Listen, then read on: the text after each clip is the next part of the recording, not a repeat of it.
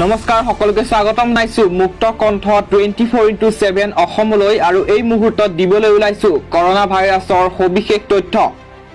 ক্ৰমাগত হাৰত বৃদ্ধি পাইয়ে আছে ভাৰতত কৰোনা ভাইৰাছত আক্ৰান্তৰ সংখ্যা এতিয়ালৈকে ভাৰতত কৰোনাত আক্ৰান্ত হৈছে ৫৬,৪০৯ জন ব্যক্তি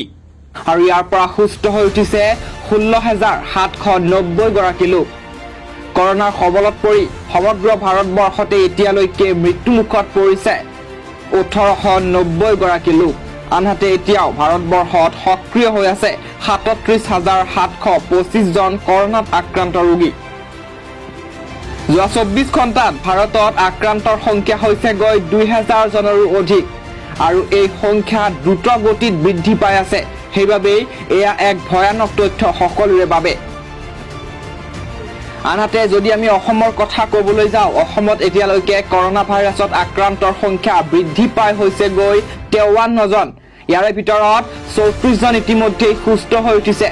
আৰু এতিয়ালৈকে ২ জন মানুহ কৰোনাৰ কবলত পৰি মৃত্যুমুখত পৰিছে অসমত আনহাতে এতিয়াও ১৭ জন কৰোনাত আক্ৰান্ত ৰোগী সক্ৰিয় হৈ আছে অসমত যোৱা ২৪ ঘণ্টাত ৮ জনৰ দেহত কৰোনা পজিটিভ পোৱা গৈছে অসমত ইয়াৰ ভিতৰত ৪ জন কাছাৰৰ আৰু ৪ জন গুৱাহাটীৰ বুলি জানিব পৰা গৈছে